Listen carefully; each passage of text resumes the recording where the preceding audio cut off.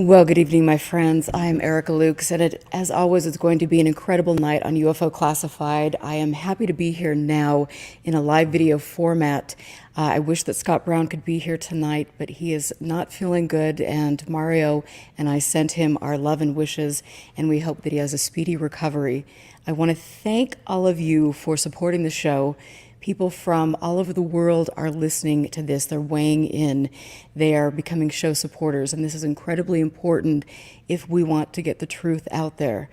And as most of us know who've been watching UFO Classified and have been digging into the subject for years, the truth is not what we are being told, specifically by the disclosure camp. Shocking. So, as we've seen over the past few weeks, I have had Ryan Gordon on the show talking about the Travis Walton abduction and the alleged hoax, which I think now we've laid out pretty clearly over 10 hours worth of interviews that there was something definitely wrong with that picture. I believe as we pull back the curtain to more and more of these things, we are going to find a core group of people who have been involved in the UFO community for decades, who have had a vested interest in stirring the narrative. Why would that be? Would that be for their own financial gain? Would that be to create a community that is easily manipulated, a religious sect, a cult-like sect? I think there are lots of different reasons here at play. And tonight, my guest, James Carrion, is going to be digging into that. James Carrion is the former executive director of MUFON, and he was involved when Bass purchased the MUFON database. He also was recently featured on the film, the docuseries UFO, which met with some criticism from the true believers. And then also, it met with, I think, a lot of accolades from people who were looking at what James was saying, and it strikes a chord. And so I'm really happy to have James here. James, welcome to the show. I'm sure that you know you're a controversial figure in the subject. So hopefully you can hear me. Maybe not. So James, can you hear me? Maybe not. Okay. Can you hear me, James? James seems to be frozen in time, I think. Oh, okay, actually we're gonna have James call back. So clearly he can't hear me, and you know what? This is just kind of starting the evening off on one of those fabulous things, but I wanna just tell you a little bit more about James while I'm stalling here. So he wrote a book called The Rosetta Deception, and he wrote The Roswell Deception and other books. He actually has a specialty in Russian linguistics. He did work in intelligence.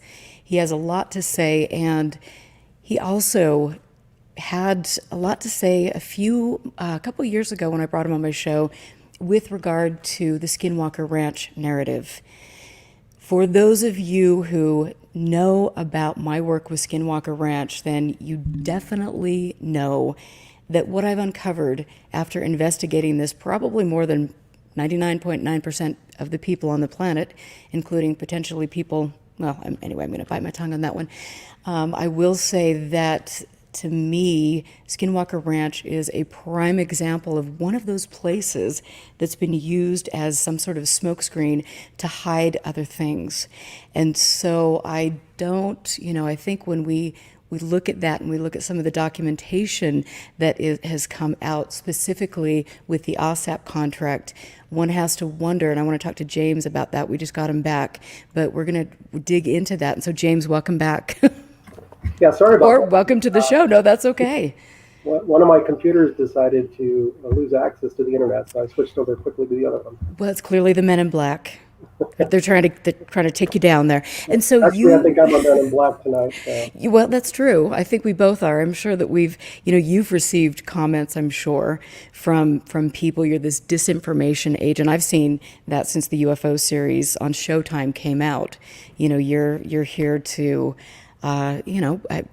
put people down, and you're not promoting the truth. And I think the funny thing for me is, as I've watched you over the years, and I remember seeing you at a MUFON symposium, and it was like, oh, there's James, and everyone's over here, we're whispering and saying things because, you were somebody that had the courage to speak out on questions that you had. And as a result, you had some pretty vicious attacks by people, the board members of MUFON. Not only that, but you had attacks from the cult-like community as well. But you've just, whatever, you're going to write your books.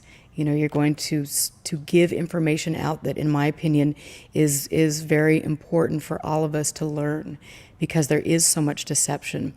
And so let me go back for people that have not listened to the show before, they've not heard you. Can you give us a brief background on how you got involved in the subject? Oh, sure. So I've pretty much been interested in UFOs all my life, but it wasn't until I left the military, which was back in 1987. I did a 4-year stint in the Army as an intelligence analyst. I was a Russian linguist. It was during the Cold War, so I was stationed in Germany for a couple of years, and our job was to listen in on the Russians on behalf of the National Security Agency. But I left that life behind me in 1987, which was, the last time I actually held a government clearance. And when I was out of the military, and I was living in Florida at the time, I became interested again in UFOs, and I heard about MUFON for the first time around that time. And it wasn't until I moved to Colorado that I actually joined MUFON. Now, this was around 1997. And I remember that date because I traveled with the Colorado MUFON chapter down to Roswell, New Mexico for their big 50th anniversary, which was kind of neat because I was new to the field. I didn't know anybody back then, but the folks that were speaking at in Roswell were people like Stanton Friedman was there, for example, and John Mack speaking on abductions. And we actually went out to the hangar on the old Roswell Army Air Base, where supposedly after the Roswell crash they held the bodies. And I met Philip Corso there, who was there promoting his book The Day After Roswell. And then we had this humongous rainstorm and that came through, and it almost felt like the time frame back in 1947 when the Roswell crash supposedly happened. They had this huge rainstorm. Wow. Kind of surreal. So that was when I first joined MUFON, and then I hung out with the state chapter. I became a field investigator. I did investigations, but it wasn't until MUFON headquarters moved to Denver, which was when John Schuessler took over the organization and from Walt Andrus. And, he got retired from NASA, so he moved to Denver and brought headquarters with him. I went down there and I volunteered at the MUFON headquarters. And, as I walked in and I saw all their files, I'm like, wow, this is really interesting to know that MUFON has accumulated all of this information and data over all of these years. So I'm going to get more involved. So I got more involved, ended up on their board of directors. And when John decided to hand over the reins of MUFON, I said, hey, I'll do it. And so I became the international director in 2006. And I really have to say that from 2006 till now, that was a very eye-opening period in terms of my understanding of the UFO phenomena. And not because of all the new cases that happened or things that happened at symposiums. It was more the human interaction, right? It was getting to know characters in the field and people that would come out of the woodwork to try to engage me in terms of the subject. And, I started seeing a very human aspect to this that I'd never seen before. Isn't that fascinating? I mean, and that's kind of my whole process with this, just getting to know people. At first I was very excited about this, and I would guess, a true believer. I started reading Communion and some of Bud Hopkins' abduction, work back in an early age, and when I got to the MUFON symposium, it was like, whoa, this is so cool, my people. And then after learning a little bit about what goes on behind the scenes and asking questions about why has the MUFON database, why has it been bought and sold to the highest bidder? Why are people, after 50 years of alleged research, why are they still talking about, giants, things on Mars. I mean, things that are really, that aren't vetted or grounded in fact, but are completely out there. And why are people, why isn't there more accountability with each specific chapter? And that really bothered me as somebody, and I was in MUFON after you had left, but you've got one chapter over here who's making hand over fist a lot of money. They're holding all these conferences, and then they're promoting ideas that are, quite frankly, have racist overtones, are very sexist. We've got all these the questions to me, and after what I endured, it was just like, what's going on here? I mean, this seems like it's either a money grab, or, as you've talked about on a lot of different shows, this is a prime place for the intelligence community to come into the organization to gather information. And so why would MUFON be so enticing for the intelligence community? Well, there's a couple of reasons. One would be simply because folks are reporting something anomalous in the sky to MUFON. So you can imagine they're concerned that if they do have the latest stealth fighter flying around, and they want to make sure they keep that a secret, they'd like to know where that information could potentially leak. So you have to bet that our adversaries are keeping an eye on what's being reported to MUFON. Because what a great way to find out where the stealth fighters operating, for example, or where the latest UAVs are operating. But I think that's only part of it. To me, that's just maybe even a small part of it. I think there's an interest on the behalf of government in UFO groups, because I think they're worried on a counterintelligence level that our adversaries are trying to get an in. And they're worried about how, if they should be putting resources to find out whether, ufologists are commingling with these foreign adversaries. I mean, there's an aspect of that to it as well. And I think also because if we really think about it, my belief, based on my research, is that the government has had their finger on the pulse of ufology way back in 1946, but they've allowed this to perpetuate. Well, they probably have a vested reason to keep perpetuating it, because it's easier to perpetuate it and then have to explain to the public exactly why UFOs are still a thing after so long, and all the various involvements of government in the field. I think there's this misconception that if government has an interest, it's because of a very specific thing. And from my point of view, motivations change. So why the government was interested in UFOs in 1946 is completely different than why they were interested in the 50s or the 60s or the 70s. So it's a constantly evolving interest with different motivations based on the current world status quo at the time. So I don't think that there's one reason that fits all, but I think in today's day and age, there's definitely an interest because of all the high tech that we have, right, and this interest to make sure that we keep our adversaries at bay. Absolutely. And I want to just start with, and just show this. And so here you've got the Kenneth Arnold thing, and then us on the side. I'm still working on my skills. But I mean, this was the Kenneth Arnold, story was really where everything kind of started. And so if you can explain to us why the Kenneth Arnold case was so important, specifically from an intelligence standpoint. Sure.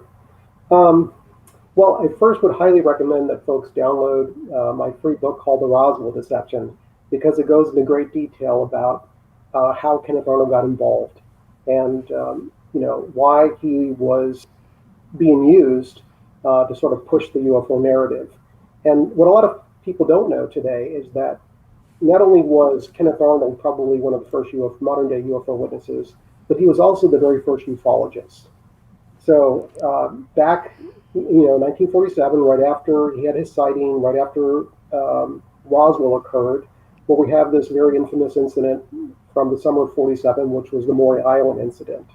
And he got sucked into that in terms of going to investigate it on behalf of Ray Palmer and his magazine.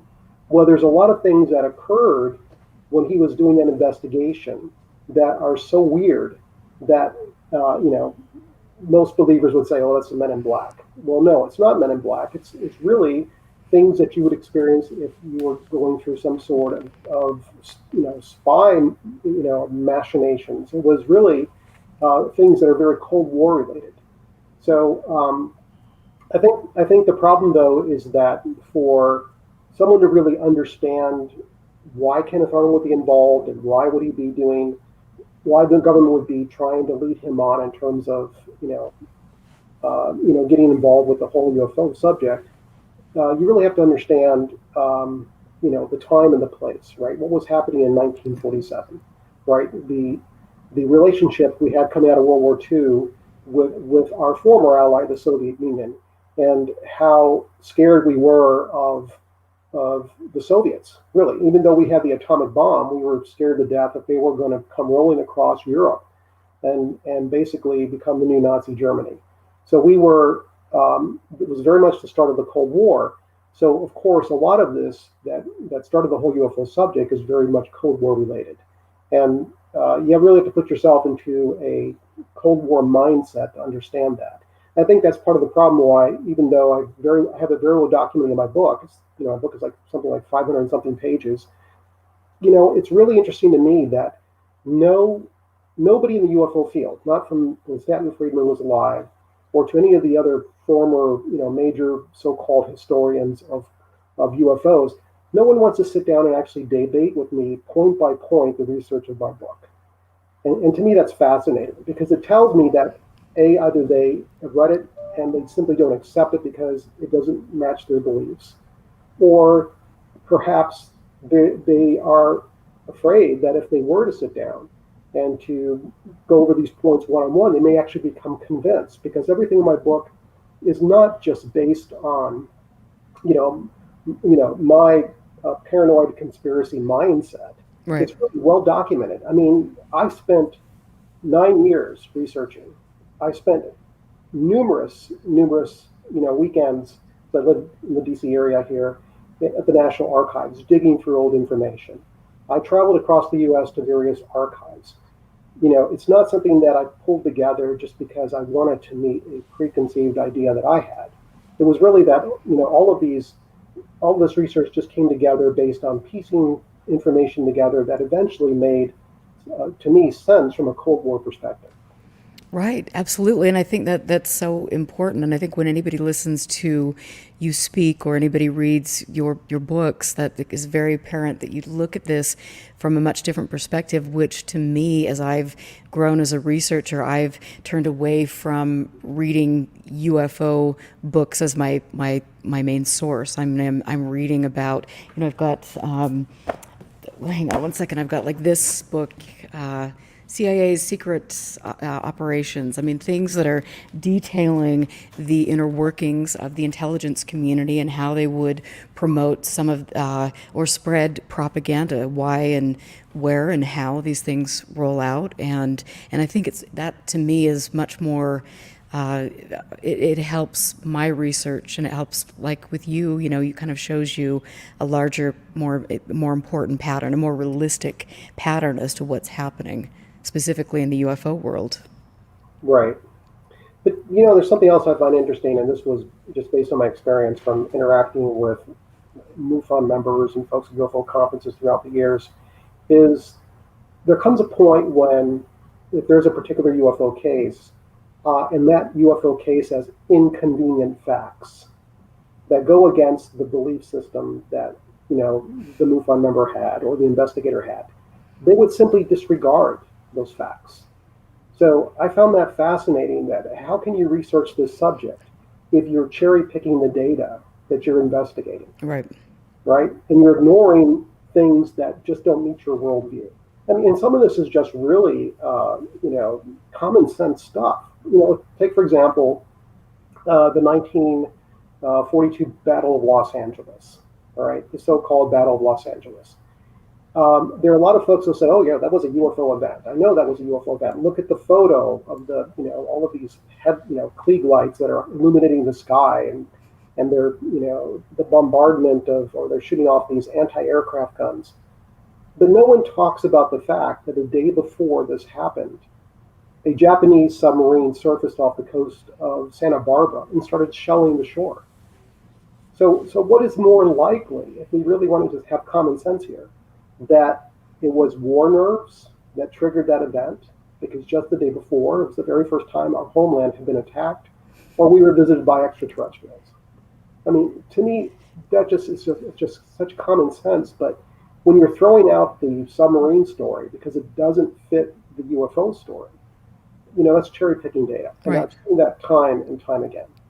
Absolutely. And I think it's so fascinating. And I think, like with the Travis Walton case, it's you can present all of this evidence, and yet people, are doing shows after we did the interview with Ryan Gordon. I mean, they were, but the lie detectors, and it's like, okay, we explained the lie detectors. I mean, here is all of the factual information. And yet these people are so willing to die on a cross because they've been told kind of relative, I'd like to say the same story, but it's changed over the years, but it's just like their belief systems are so important to them that they are willing to, bully people and threaten people and dox people and play all of their little games that, I mean, who knows, what's going on. But I think it's really an interesting and a sad testament to the quote unquote UFO community, which in all actuality is quite small. Sure. Luckily. Not to be rude. Oh, did I just say that? I did, but it's kind of true. And so, when like the Battle of LA, and then you've got the Kenneth Arnold sighting, go forward in history and then talk a little bit more about specific sightings that were used and kind of the UFO narrative was inserted as a means to potentially cover up something that is our technology or pull in foreign actors. Sure. Well, actually, even predating Kenneth Arnold, but still in early June 1947, we have something that, folks, again, tend to sort of relegate as not valid data because it doesn't fit the UFO narrative.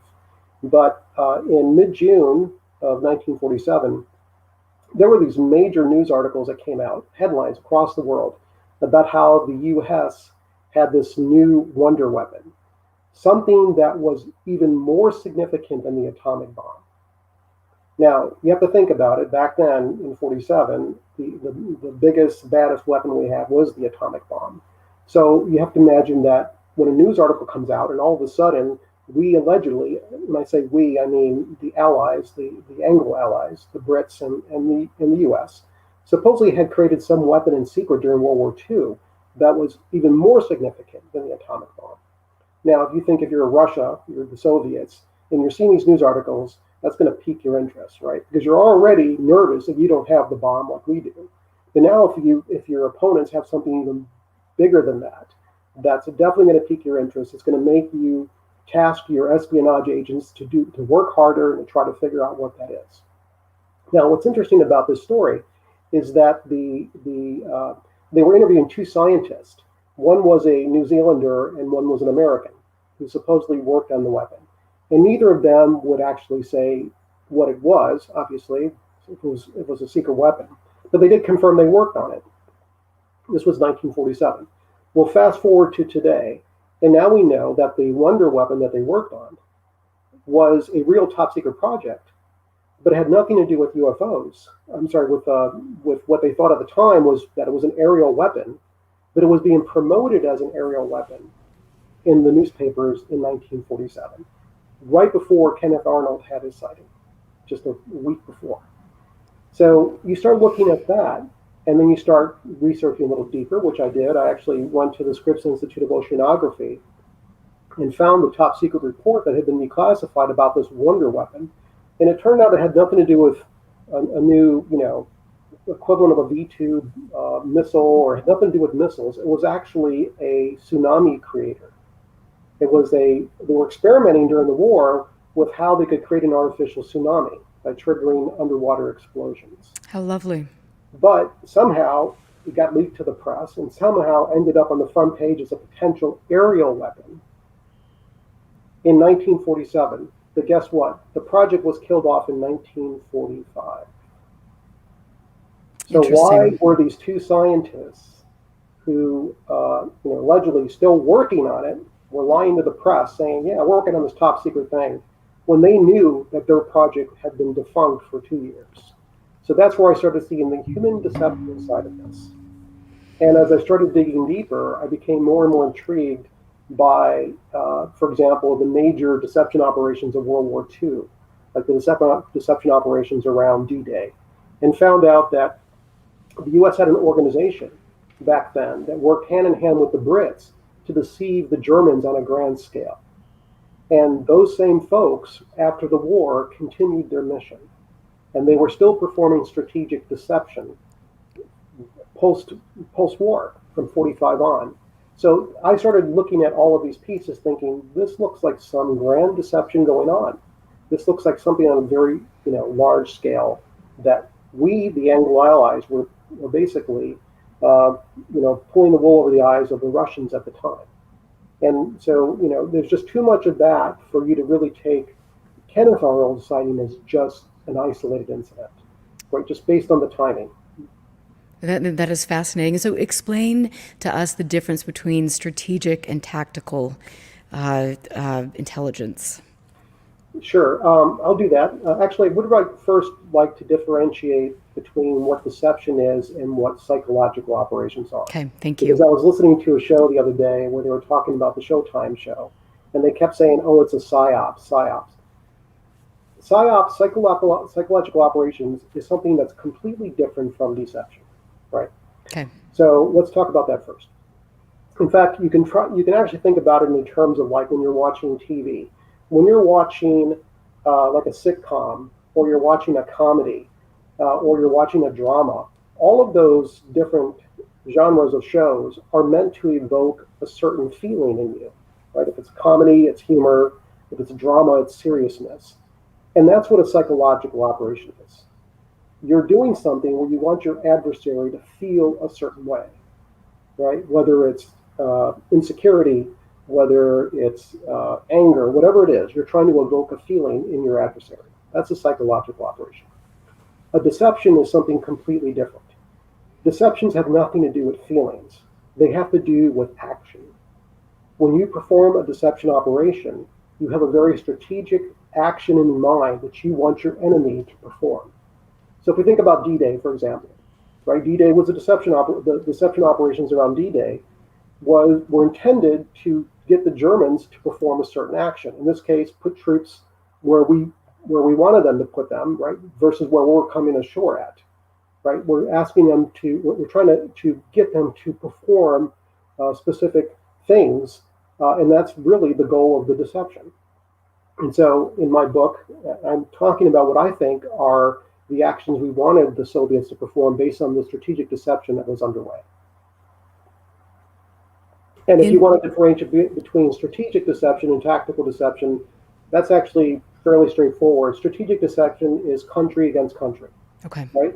The U.S. against Russia, Russia against China. That's at a very macro level.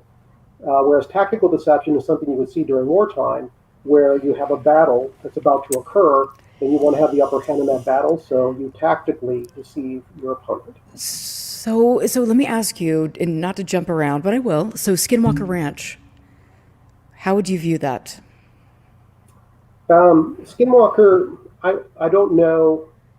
I'm not going to call it a deception. I'm not going to call it a psychological operation, because I'm not really sure what the motivation was there, right? If we really look at it, the problem was that we had Bigelow who bought it from the Shermans and then started promoting it as this hotbed of paranormal activity. And that's what ended up in the Hunt for the Skinwalker book, which if you just read the book, you're like, wow, this is crazy that all this stuff is happening on the ranch.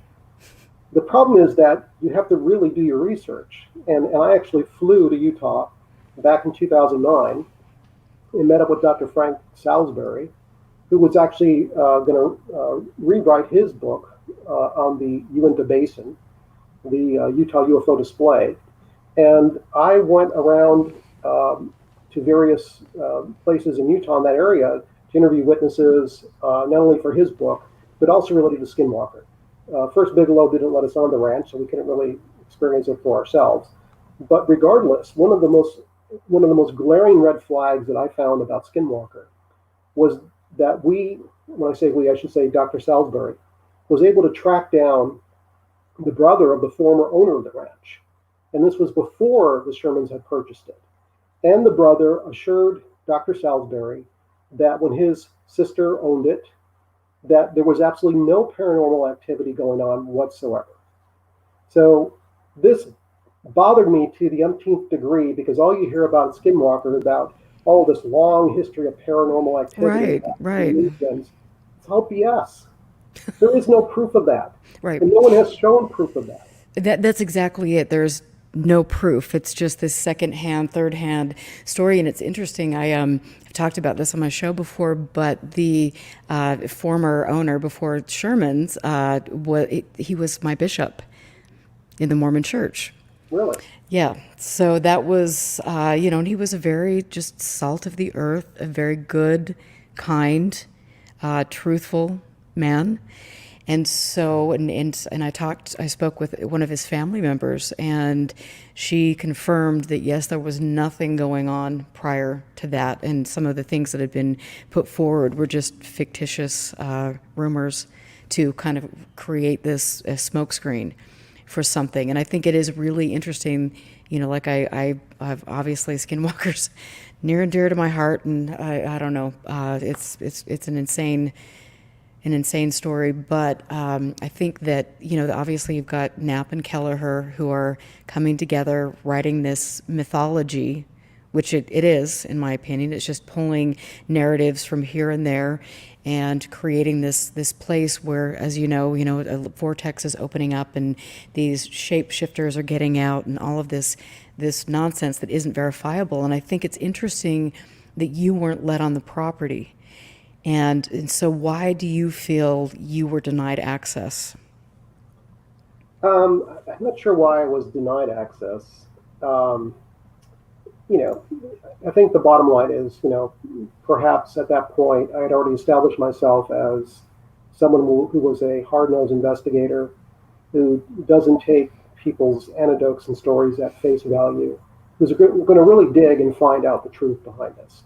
And not that I would find out the truth by just getting on the ranch, because I don't think you're going to find the truth behind that. But finding the red flags that pop up, because the former owner's brother was just one red flag. The second red flag that popped up on that same exact trip was when I met up with Junior Hicks, and he was telling Dr. Salisbury and I about the metal rods that were found on the ranch, and how this NID scientist told him, that's element 115.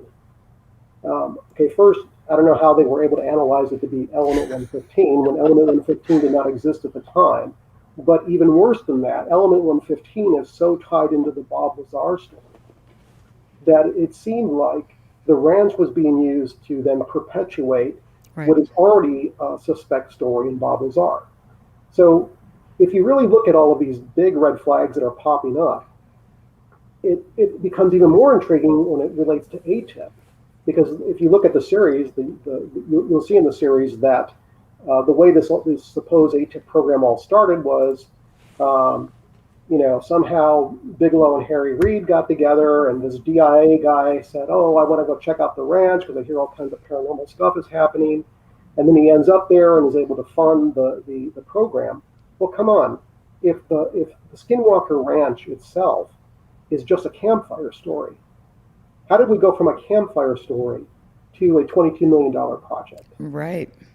There's something serious wrong there. There really is, and I will say that it is interesting to go back, and like I've mentioned, and that I've done a lot of digging on this, and I have a lot of work that I will get I will be publishing and putting out there with regard to this. But it's very striking to me that here you've got this $22 million project, and the ranch is allegedly, the epicenter, but yet there are no cameras. Or if there is a camera, well, it was mysteriously cut. And when I interviewed Junior Hicks, it was interesting because he is an electrician, and he was called to the ranch, and he specifically said that the wires were cut by a human. And so it was interesting. I mean, the whole thing has been interesting because he also did, reaffirm what you're saying about the Element 115 story. And so he knew that there was disinformation. He didn't trust Bigelow and some of the people working at the ranch on the projects. But then there was also a level of him buying into some of that narrative, which after, I mean, it's a pretty slick lot of people. Right. Well, we really should talk about how important transparency is. All right, let's just talk about it in terms of gathering data. So let's look at what was the predecessor of VAST, which was NIDS. And NIDS actually also had an involvement with MUFON and a few other UFO organizations. The thing that's always bothered me about Bigelow is how non-transparent he is. Everything is about hiding behind an NDA and about gathering information, but never sharing that information. Now, where do we see that now? Who is hiding behind an NDA? Mr. Lou Elizondo. And where is all the information that we, the taxpayers, paid for this $22 million? Where's that information? How come that hasn't been released to the public? Right. It's the same modus operandi, right? Where you're shown zero transparency, yet somehow we're supposed to trust you, and somehow we're supposed to trust that you're doing this altruistically. Well, I don't buy the altruism of Bigelow, and I definitely don't buy the altruism of Elizondo. Because to me, it's that same formula that is less than transparent, and it just muddies the water of what we don't need more muddied waters, right? We really need answers here, and you cannot get answers if you're not being transparent. And I think you hit it on the head. I think it's very, I think in a lot of ways it's I'm human. I've fallen into traps of believing because somebody has a clearance, or somebody was involved in military police, or somebody, that they can show me credentials that means that they're a genuine person. And I think the connections with Reed, Knapp, Bigelow, all of those people, and specifically, I think there's a larger question for me when I'm looking at the fact that Leslie Kean, who is a journalist, has her grandfather was an American, a Republican Party politician, and one of the nation's oldest and longest serving political families. And then you've got the Mellon family, and they have been a long-standing family that has been involved with the U.S. Treasury. And I want to just go back and just read some of these things that I found on Wikipedia. This is just really simple, but you've got Richard Mellon, who's a banker, industrialist. You've got William Mellon, who is senior as a founder of Gulf Oil Corporation.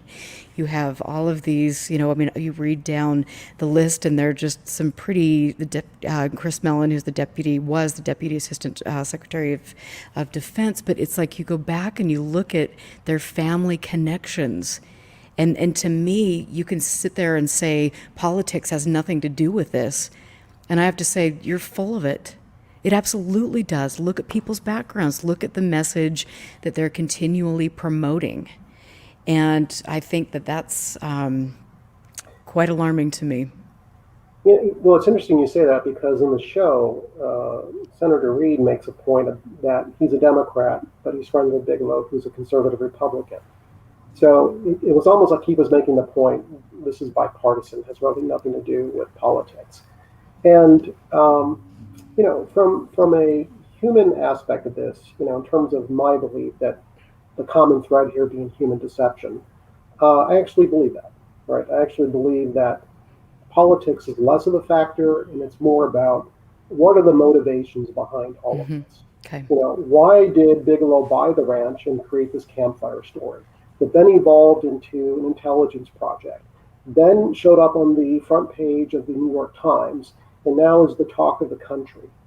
And what bothers me is that as I see all this unfold, it's almost like um, nobody is asking hard questions about this, right? Not the media, and definitely not the UFO believers, right? Because for the UFO believers, this is a dream come true.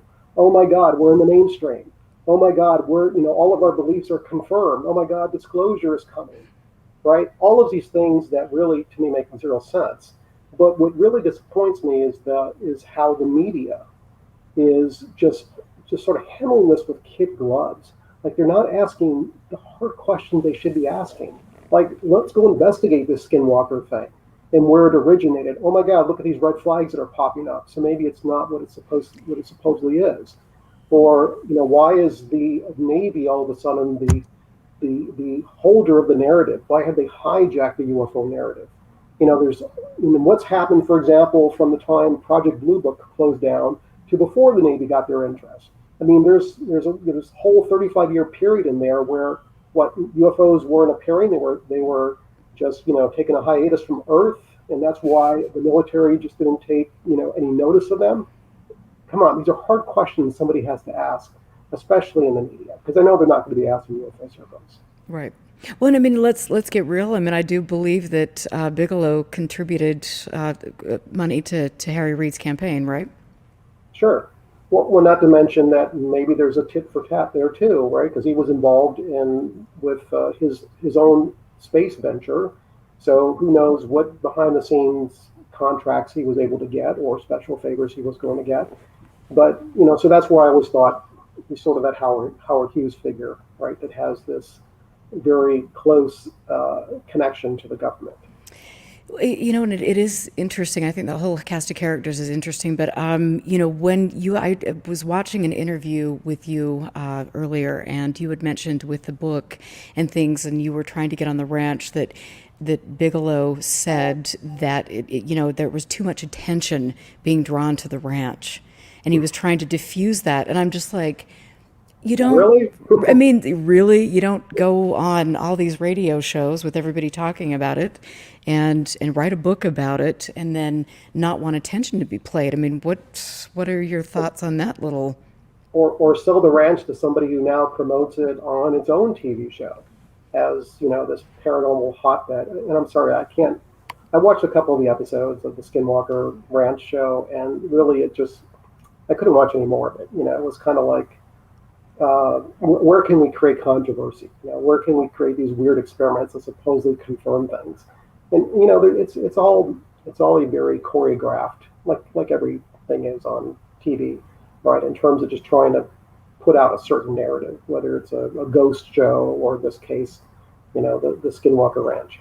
So yeah, that did bother me even back then. That his reasoning for not letting Dr. Salisbury and I on the ranch was because he didn't want to draw attention to it. Well, how much more attention can you draw than writing a book about it? Well, then you've got the big cement barriers and don't enter and I mean, just this whole. I mean, it's like to me, it reminds me of a scene, a prop, a movie set. Right. It's like this prop, and let's sit there and see how many people go get their selfies taken at the gate. And granted, I've done it. Okay, whatever. But it's just so interesting to me, and at the end of the day, it's like, where is the data? Where is the evidence to support what is people are claiming? And to me, to have Linda Moulton Howe go out there, when there's a cattle mutilation, and to watch that unfold, I just think, oh my Lord, especially when she is promoting things that are absolutely preposterous. And again, you go back to the core group of people, the Bigelow clan, and you look at the people that he's seen with. You look at the Stephen Greer. He was here's a photograph with Stephen Greer and Bigelow, and then you look at Dr. Lear, and you look at the cast of characters, John Mack, some of these people that have been funded by Bigelow. And I mean, what do you think that was Why? Why do you think that happened? Do you think that he has a genuinely sincere interest in studying the paranormal? Or is there something perhaps behind the scenes? Yeah, I've always said I'd never buy into Bigelow's altruism about this and his motivation and interest. To me, there's very much some sort of underlying motivations that are going on here. And it's kind of like now that the military is actively involved, we have to go back to when they were not actively involved. So they were being proxied by the Bigelows of the world. And they were being proxied by a number of these strange characters, like I said, that show up in the UFO field. I mean, there's so many of them, from Kit Green, the ex-CIA guy, to just a number of folks that I remember running into and thinking, wow, these guys have some strange reasoning for being here. Hal Puthoff, I'm trying to think the name of the other guy who was caught up in the whole JFK assassination fiasco. I can't remember his name now. Oh my gosh, I can see he passed away. Yes, recently. Oh my, Jim Mars. No, it wasn't Jim Mars. It was another gentleman, and I can't remember his name. Sorry, it'll come to me at some other point. But the bottom line is that you start frequenting UFO conferences, and you're not just seeing true believers there. You're seeing folks that have really questionable motivations for being there. And you're like, what are you doing here? What is your interest? And usually they'll come out with the excuse, oh yeah, I have this personal interest in this, and and it just doesn't add up from my perspective. We talk about the transparency, right? And they're always less than transparent, and that's always a red flag for me. And so do you think, now that I'm looking back at some of the conferences that I've been to, I mean, it was almost like it was being in a cult. It's like we're going to go here and we're going to get hypnotized and, we're going to do this regression and, oh, we are being, contacted by the benevolent space brothers and, all of this stuff. And it's like, whoa. I mean, it just, as I step back and I think, holy crap, these people are playing with the minds of people that have potentially experienced some sort of trauma or have mental issues. And they are the world's leading authorities on abductions, and they're feeding them full of stuff, which is basically, that you're communicating with space beings. I mean, to me, this whole thing should be shut down because I think this is not only unethical, but I would imagine that there would have to be, maybe potentially some legal liability here. Yeah, I think there was definitely a cult-like aspect to the UFO community. Because a lot of it's just based on conspiracy, right? And the belief in conspiracy. Sort of the predecessor to QAnon, right? And you think, well, how could that person really believe in this QAnon stuff, right? Well, how can people believe to the point that they do in UFOs where they take everything on faith and they don't do the hard research and they don't ask the hard questions and they don't look at all the data. Right. And they cherry pick their data. It's the same formula for how you can get caught up into a conspiracy and get caught up into a cult. And I have to wonder, when I look back at Area 2000, which was the precursor to Coast to Coast AM, and you look at the people that were on, it's the same cast of characters, and you look at the Coast to Coast, and you look at the lineup that they've had over the years, and you think, oh my gosh, what in the world does bringing the head of the Oath Keepers on have to do with the paranormal? Well, wait a minute. Why would Roger Stone be on here? Why would these people that are promoting a narrative, why would they be on a paranormal talk show? And to me, that always just raised alarm to me, and I think now we see that in some of the media as well. I don't think if we're truly studying scientifically the subject, then would we be doing that? I think that social scientists and academicians, they need to spend a lot of time on conspiracy period, right? Just on how folks come to believe what they believe. Because what you end up seeing is it's usually, like you said, the same mindset, right? The same mindset that lets someone believe in UFOs allows them to believe and all of these other crazy conspiracies at face value without asking questions or even thinking about what they're believing in. So I think it is a certain mindset, and it's also, cognitive dissonance. We all have that ability to self-deceive. So it's kind of funny because when I was on the show and they had a quote about how I said the common thread in all of this is human deception. I saw a lot of folks online say, "Oh, he's saying everything is a psyop. Everything is the government." Well, it can't be the government because 250 years ago, the CIA wasn't covering up UFOs. I didn't mean that at all. What I meant by the common thread being human deception, I mean, yes, government involvement, one. Two, charlatans who take advantage of this for their own financial gain or for, their own ego.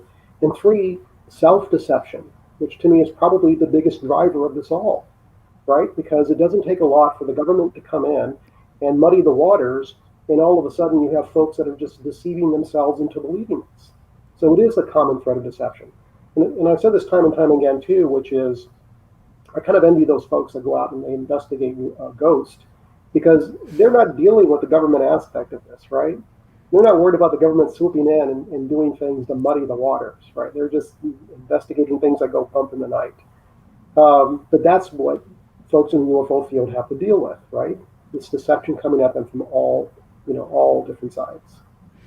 And that's unfortunate. I mean, and it's unfortunate that, people that are held to that are the leaders of the subject, and I'd use that term so loosely, but that they have never wanted to have, but they're not ethical. They're not they're not doing what leaders should be doing in a subject, especially when they're trying to advance the subject, like to have, the MUFON symposium, you've got Corey Good and Ed Richard Dolan and some of these people on the same stage. And it's like, we're talking about, jump rooms to Mars and all of this stuff. In fact, this weekend, there is a conference with Lou Elizondo, Danny Sheehan, Mark Sims, and it's from my understanding, and Richard Dolan, all about using some of the protocols to call in the mothership. And it's just like, And I think that should be kind of, if people are supporting Elizondo, they should maybe be asking questions. Here's this guy that, worked for the government and is really taking a hard look at this, and here he is over here. What is that about? Yeah, I think that's the problem you have with the folks that make the normal rounds of UFO conferences, the Linda Moulton Howes, the Richard Dolans. They're not exactly, they don't exactly have a set of ethical standards that they follow, right? I think whatever they can promote is the latest crowd drawer, regardless of whether it's true or not, or has any evidence to boost it or not, they're on top of it. And that's always bothered me. And because the bottom line is that if you really want to get to the truth of this subject, you're going to have very high standards. And that was one of the things that bothered me in MUFON, was that I was seeing that those standards were so lapsed, and folks were not adhering to strict standards of ethics. Even when it came to things like, interviewing a witness, you don't befriend a witness. You're not the witness's friend. You're there to find out data. And I would see time and time again where a MUFON investigator would sort of become buddy-buddy with the witness, and then take everything on the witness said, and they would ignore all the red flags around it. One of the big classic cases of that is the Stan Romanek story. This major charlatan who came out and had a large gathering, a large drawing of people because he made these enormous claims, and then he said, "Well, MUFON backs me up because they have my back with this." And what I came to find out was that these MUFON investigators were friends with Stan Romanek, and they'd hang out with him on the weekends, and they would do things that's extremely unethical. You cannot do that as an investigator. Well, and I think, I have to just go out there and say that I've had, I have made those mistakes. I have become involved with somebody that has a story or a lot of garbage to promote. And I think that, that has been my bad. And I'm will be regretting that decision forever, and it's taught me a good lesson as to, okay, you've got a story here, and that needs to remain separate from any emotional attachment. And you did a series. Speaking of, there is the Chris Bledsoe case, and that was very controversial. In fact, I think I did a few years ago the last interview with Chris before he went silent for a few years. And I have to say that I really like Chris. I think he's a lovely human being. But to see the people that are kind of surrounding him and to see where some of these things have gone, I don't know what at the end of the day that's about. So can you take us back to when you were investigating, when MUFON was investigating the Chris Bledsoe case, and you did UFOs over Earth? Because you got a lot of flack for that. You were trying to discredit him. Yeah, I think the problem with that show, it was a 4-episode series in 2008. It's called UFOs Over Earth, by the Discovery Channel. And the problem with that show is that what it did is it allowed me to just perform investigation, right? I went out there, as I do all the time, and just said, okay, I'm going to investigate this case, and the truth is the truth, and no matter how the cards fall, that's what's going to happen. The problem is that folks in the field immediately saw that as active debunking. And the problem is that that term debunker is used too loosely. All right, if we really look at the spectrum of belief, on one end is the true believer, and on one end is a true debunker.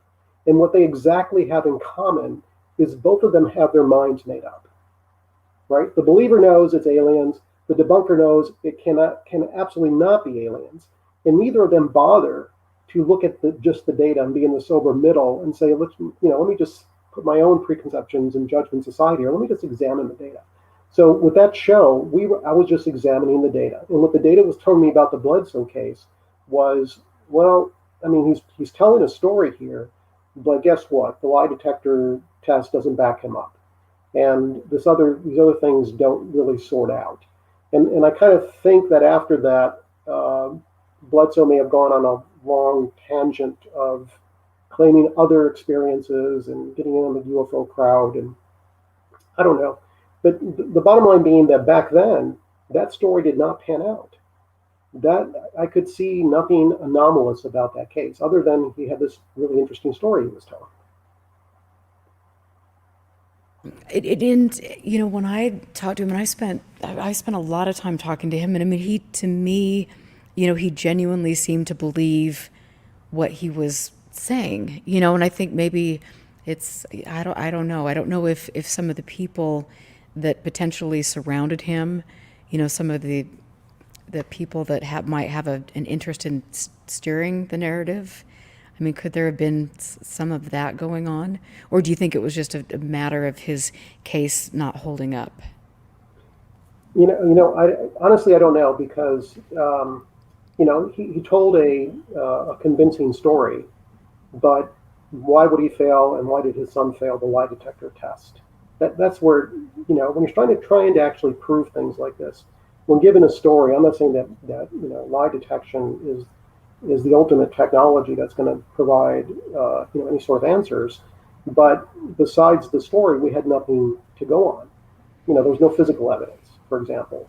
There was very, very circumstantial evidence from some of the other witnesses. I mean, it wasn't a solid case, is what I'm saying. It's like one of thousands of UFO stories out there, right? I saw this or experienced this, but you can't really prove it, right? The proof is not there. So I can't really say his story was not true or is true. It's just another one of those mysteries. Right. And I think, UFO Watchdog is in chat, and he's just saying, lie detectors don't prove anything. And I think that there is, we know that there is a debate on that. Absolutely. So, and I think that's what you just stated, that it's not the end all be all. Right. So, and I want to say that, there have been incidents and there have been cases when I was in MUFON that really sort of took me back, right? Because as a truth seeker, I'm looking for things that are just so weird and can't be explained. And I've come across a few cases like that where the witnesses were so highly believable. They had no reason, they weren't looking for fame. Their stories never appeared in the press. Yet they told such an interesting tale that I had to say, well, I have to give them the benefit of the doubt here, right? There's something to this, but I don't know what that is. And so I think that's part of the problem you have with the UFO field, is that there are cases that sort of make you go, that could be something, right? That's a mystery. That's something that we could dig in deeper or try to figure out what's going on. The problem is you have all these other cases that are just muddying the waters, and they don't contribute to the field. They just make it, just a big cesspool of information where you're trying to get the real interesting cases out of.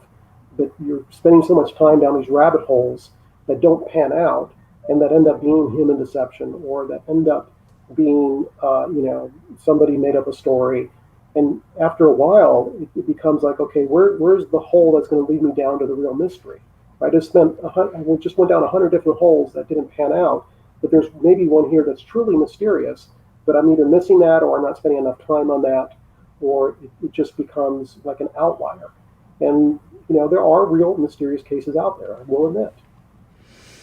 And so, I mean, how do we weed through this when this has just been, I mean, this is the field. This is what we've seen for decades. Exactly. Well, I will tell you this, because I've made a statement more than once, and that is, we will never, ever get to the truth of the subject until we first know unequivocally, what the role of government is. Until the government comes forward and fesses up, okay, what we did in the 1940s, what we did in the 50s, what we did in the 60s, all we have from them is, that U-2 thing that was flying around. Yeah, some of them mistook that for UFOs. Well, that is nothing. You've given us nothing. You haven't told us about what your interest was in the 40s and the 50s and the 60s.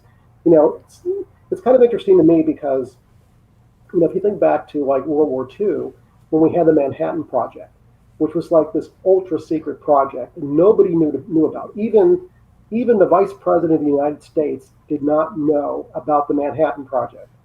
That's how compartmentalized it was. That's how secret it was. But right after we dropped the bomb, we came out with a report, I think it was called the Smythe Report, where we basically laid out to the American people, this is how we kept it secret, this is what we did. We're sorry we had to keep that from you, but it was wartime, so it was important to just keep it under wraps. The UFO field has never had that level of exposure. And from what I'm seeing from what's going on right now, it seems like they're just pushing that further and further away. So all those folks out there that are holding on to this concept of disclosure, it's a fallacy. From what we can see right now, it's really, I don't see it on the horizon in my lifetime. And so, okay, the New York Times, December 2017, what was that about? It's a good question. I wish I knew. So, because, on the show I say, well, to me, it seems like an op. Well, yeah, why? Well, first off, if you think about it, when ATEP was incepted and they came to MUFON through Bigelow and they wanted us to get involved, what was that all about? And all of a sudden, whatever that was about sort of lay dormant from 2009 to 2017. And then somebody must have got this idea of, oh, let's recycle this. Let's make use of it. So I don't know the motivation behind it, but I do know that based on where it came from, it has government written all over it. I mean, it has or either deception or psychological operations written all over it. So I can't, pinpoint exactly what's there, but I can tell you that based on, my experience, especially having firsthand involvement in it, that there's something that's not on the up and up. I would agree with that on multiple levels. And so what is the difference between ATIP and OSAP? Good question, because they're supposedly one related to the other. I don't know. I actually have not even delved into it like John Greenwald has, and a lot of these other researchers. I've sort of lost interest in that because I feel like I'm just sort of spinning my wheels and going down a rabbit hole I don't really want to be down. I've spent more of my time looking at the early days of UFOs, 1946, 1947, writing my books. So I really can't tell you the relationship between them. There's so much conflicting information about who was involved and what their involvement was. Right. You may even know more than I do about it. Well, and I mean, I think that it's interesting because, you've got put off saying that they're the same thing. You've got another person saying they're different. And you get, like you said, you get different information from people that were allegedly involved in all of this. And I think it will be interesting to see, at the end of the day, what comes out after, there could be obviously the investigation. And we're not going to talk about this little creature on my lap. So if you see a little redheaded person who is joining the show. Some days I just can't do anything about this crowd right here. But I do, the interesting thing to me that caught my eye about, OSAP and the solicitation sheet is there was nothing in that solicitation sheet that said UFO. It was about studying, biological effects of tissues. It was about RF and DO weapons technologies. I mean, it's about laser technology. What does that have to do with UFOs? To me, nothing, but yet the people that are so excited about steering or promoting the story that is being presented will say, well, they couldn't talk about UFOs. They had to cover it up. I mean, would that be the case, actually? Would that happen? Potentially. I mean, if you think about, I mean, you have had experience with Skinwalker and the potential use of energy weapons there, for example, which is sort of like nothing's been confirmed, nothing's been proved. But to me, it's interesting that somebody like John Alexander was involved, who was into non-lethal weaponry when he was in the military. And so it seems like there was some level of involvement there or with interest in these sort of RF type weaponry. And then you start hearing about our diplomats in Cuba have been have been hit with this energy beam weapon, and you're starting to think, well, who's behind that? Is our adversaries doing the exact same thing? So it seems like that I don't see a UFO connection there, but somebody still sure is trying to make a UFO connection. Right, so let's say the Skinwalker Ranch was being used for experimenting on non-lethal weaponry, but they were wrapping it up in the UFO myth at the same time. And to me, some of those studies that came out of OSAP and ATIP were essentially pushing the same thing. I mean, to me, the story of the millennium here, and I don't know why journalists haven't jumped on this, is that we have UFOs back in the mainstream. We have a UAP task force in the military. We have everybody talking about this, but no one is bothered to look at the origin of this and see that all of this originated with a campfire story on a ranch in Utah. That to me is the most amazing part of this. Yeah, it is to me as well. And here's a question from Daniel in chat. He just says, if you haven't really looked into the Elizondo and some of the current things that are taking place, then what makes you think that it could be a psyop? Just look at the evolution. All right, let's look at Bigelow, Nids, Bass, Skinwalker. Skinwalker allegedly this paranormal hotbed, none of that which is true, to now the DIA interest in Skinwalker, which created ATIP and started this relationship with MUFON. And you just take it down the line. I mean, the evolution is clearly there, that this didn't start out as basically, oh, let's just start studying UFOs because we're concerned about threats to our military. That's not the origin of this. That's why I said you have to look back at its evolution and see that it really did originate back at Skinwalker. And if Skinwalker is suspect, well, so is everything that's come after. I mean, I think it's really as simple as that. And so, I mean, it is interesting. And of course, we've got, there's a person in chat. This is just kind of comical. Keen's family, Mellon's family, really conspiracy nonsense.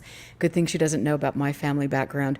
I don't think presenting factual information about a person's background and family history is conspiracy. What do you think about that? Factual history? Yeah. Conspiracy is a double-edged sword. If you Google right now, top 100 men in black, well, guess who appears on that list? Yours truly.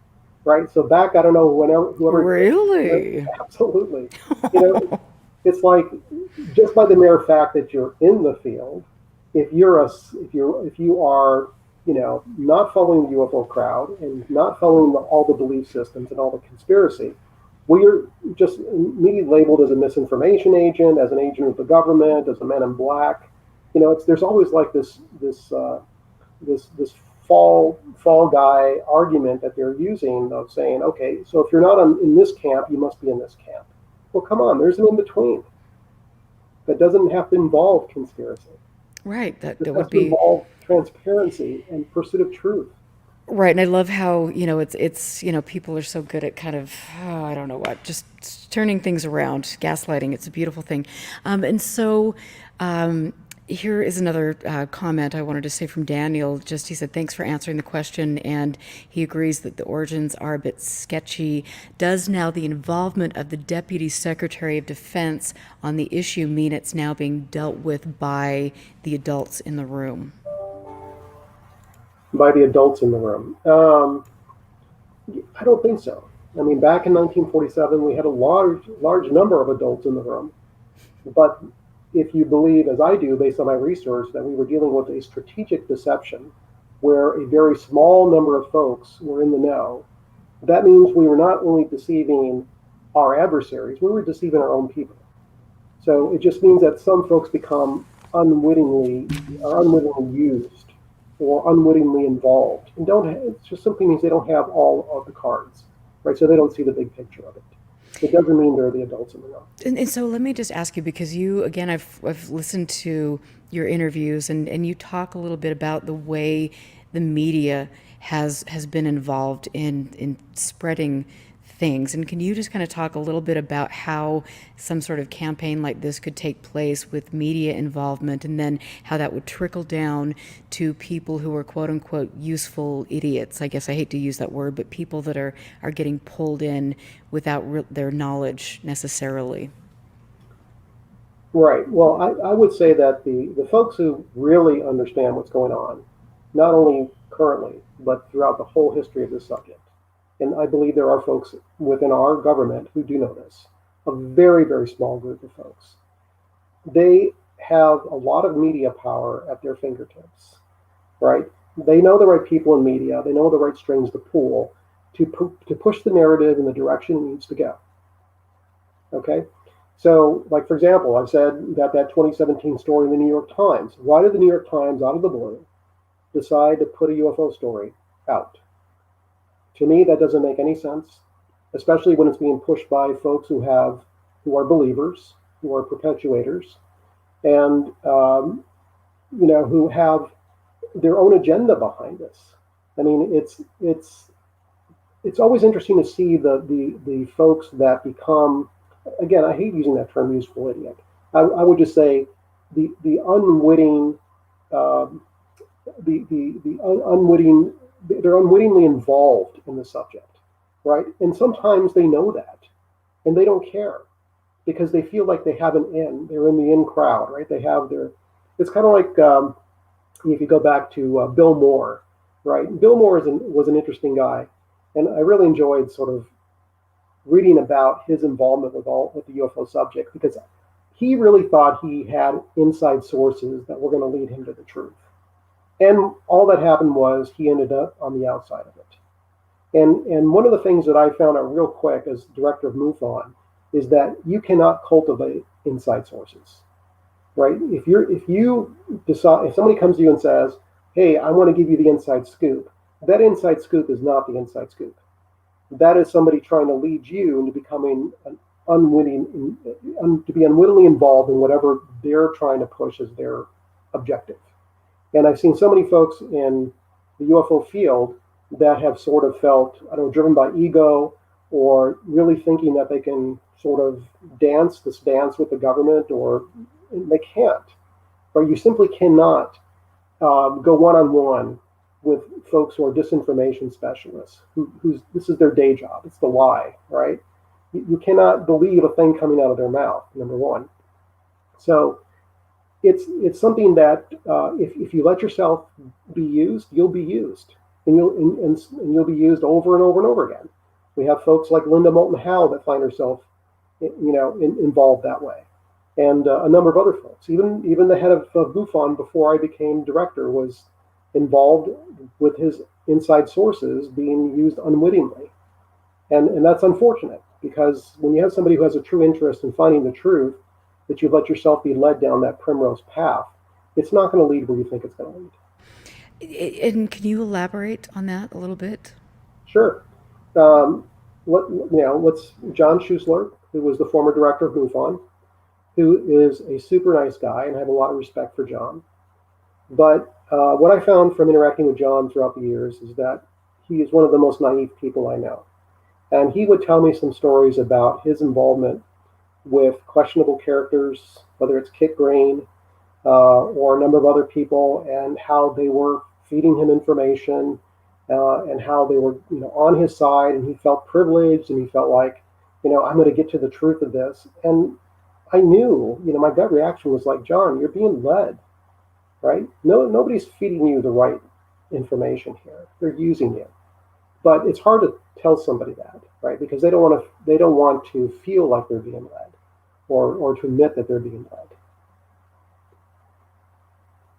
And it's interesting, and I've talked a little bit about my association with Eric Davis and, some of the other people that have come into my life to try to give me information they want to see me put forward and things. And it was just like, it's like they know how to work it. They know how to play on your ego. They know how to make you feel like you have this, this secret decoder ring that will solve all the, answer all the riddles. And this is just another tactic that these people use. And I have to ask you, do you think that are they con artists, or is there something more to this?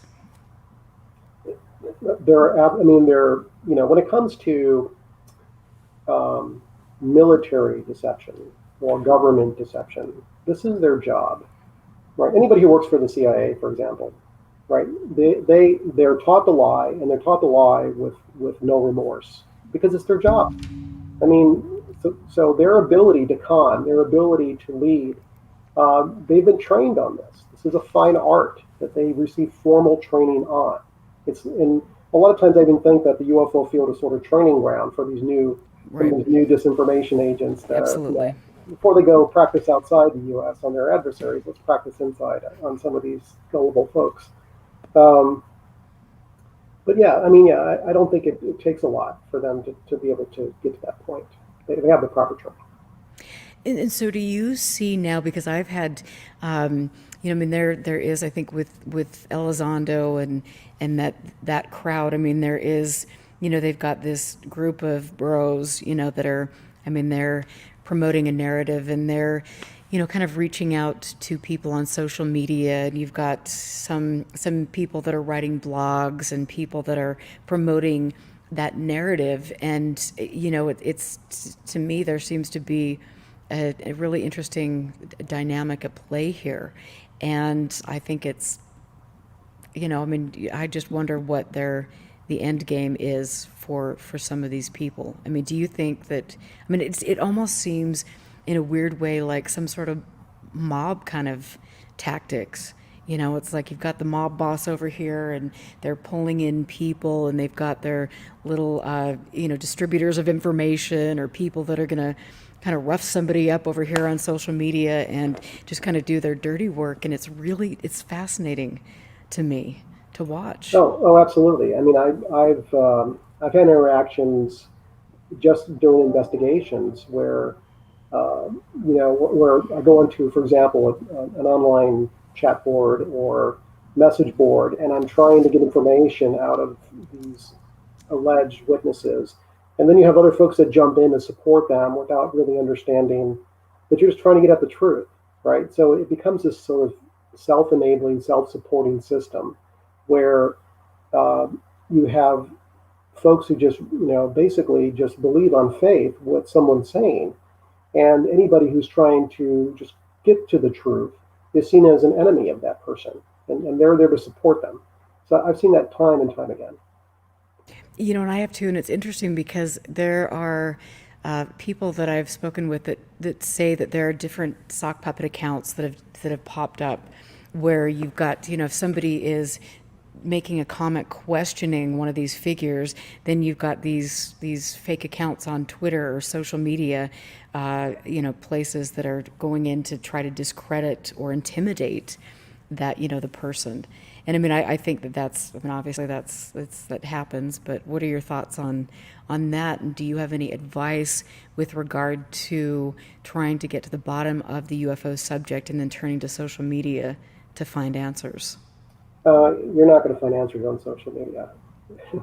I'm sorry. What you will find is a lot of confirmation of your own beliefs if you Mm-hmm. believe.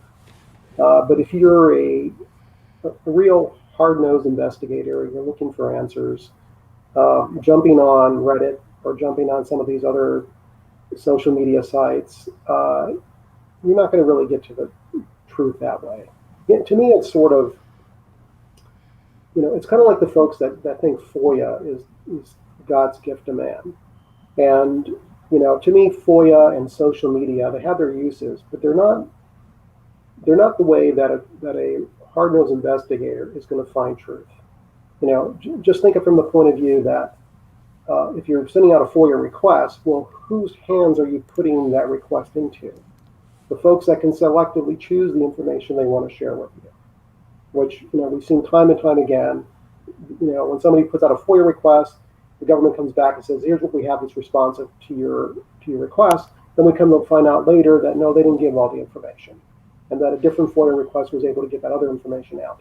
So it's almost like this cat and mouse game you're playing when you're dealing with FOIA. But when you're on social media, you don't know who you're dealing with, right? You could be dealing with true disinformation agents. You could be dealing with foreign agents. But a lot of times you're just dealing with trolls, right? Who have Mm-hmm. really no better things to do in life than to get a rise out of you, right? So at that point, you have to ask yourself, how much of my time do I really want to spend doing this? Is it worth my time, or is my time better spent elsewhere? Yeah, it is a really strange thing, and I find I'm guilty of that. It's like you get in there and you want to see what people are saying, and then, at the end of the day, somebody is, not who they say they are, and they're trying to get a rise out of you, and it's just really, it's just not healthy, I think, at the end of the day.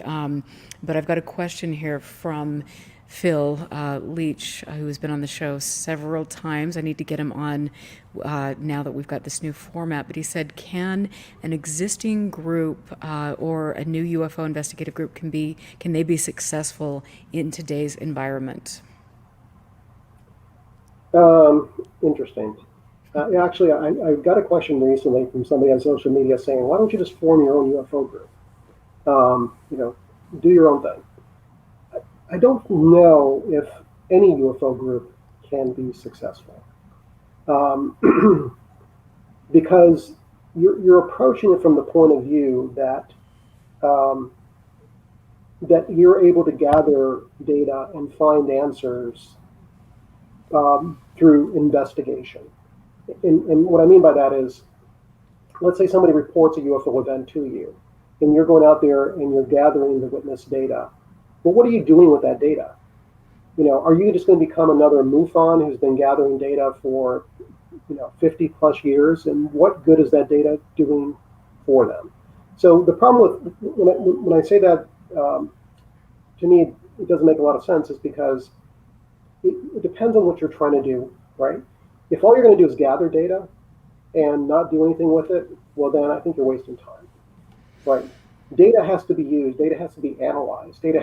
Somebody has to step up and say, okay, here's a theory. Does this data actually, can we prove this theory based on this data?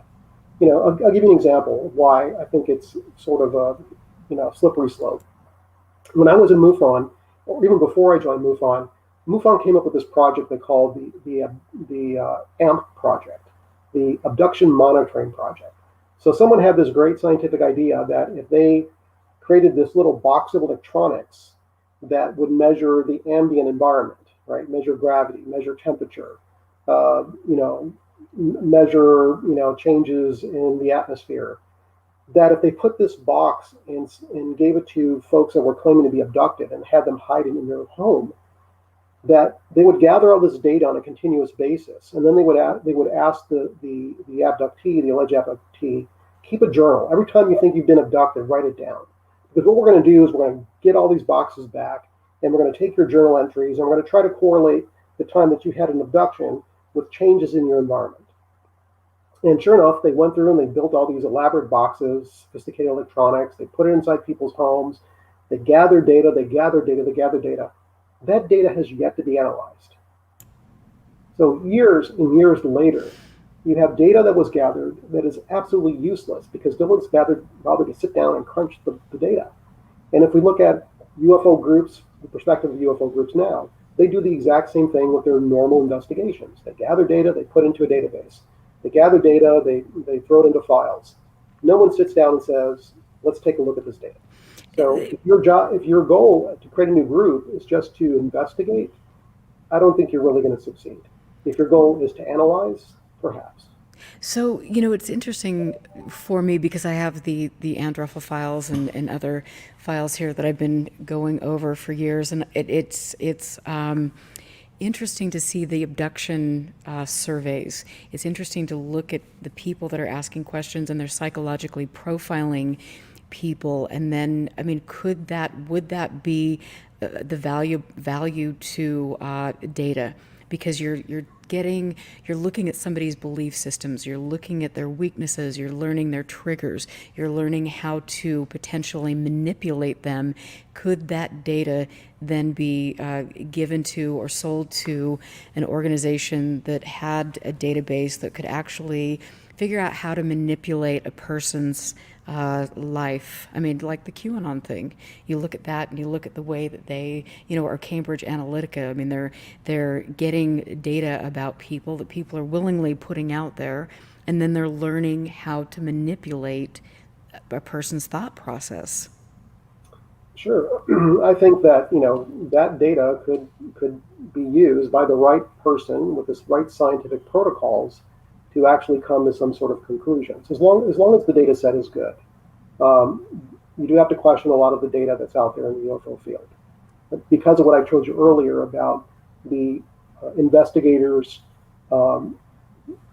if they're just believers, they're disregarding red flags, or they're cherry picking of data. Some of this stuff is suspect, and or sometimes you have data that's just recycled.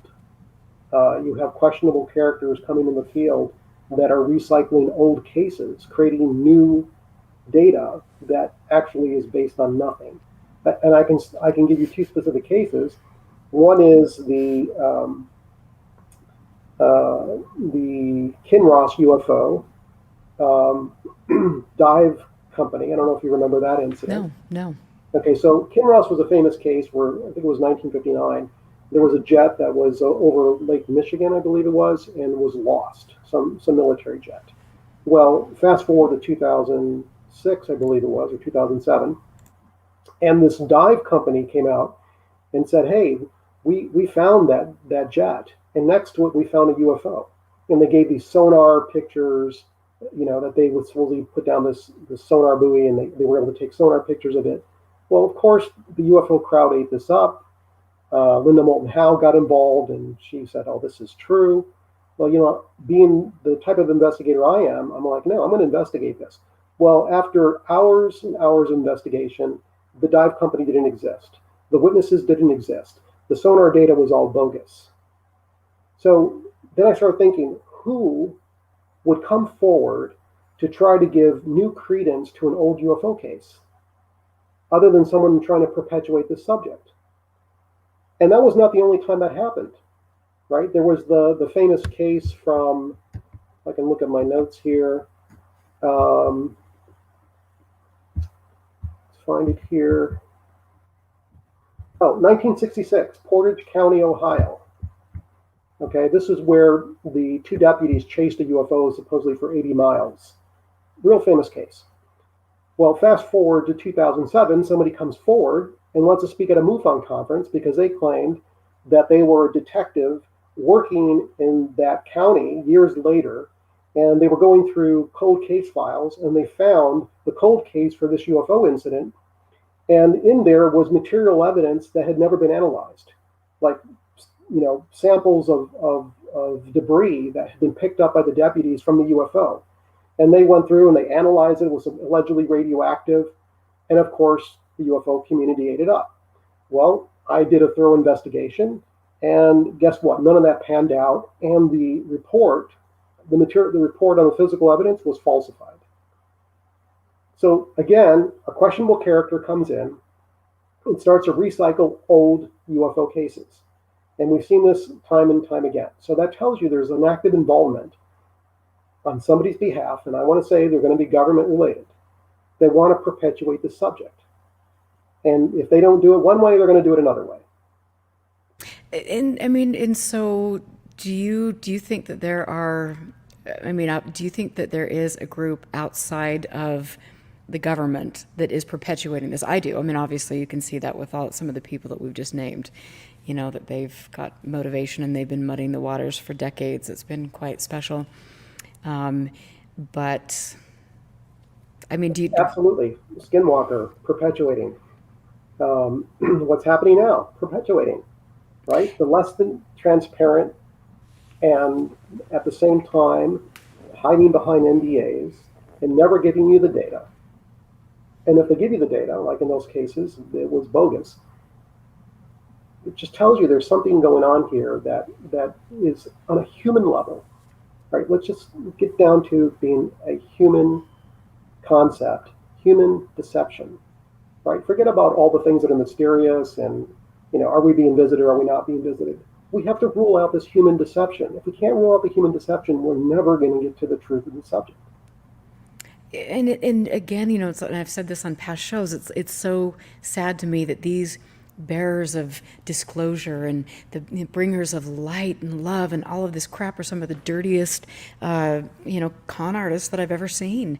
And it's again, I go back to that little conference this weekend. It's like you've got, Lou Elizondo there with the cast of characters, and they're, doing Lord knows what, but they're charging enough money for it.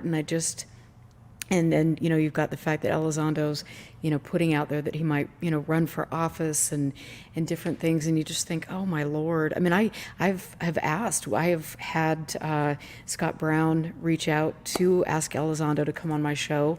And you mentioned, with your work that people aren't willing to debate you, and none of these people would actually have, I don't think they would have the courage to come on my show to talk about it. And I would invite them, come on the show. Let's talk about it. I don't even think it's a matter of courage. I think it's they pick their dance partners. Mm-hmm.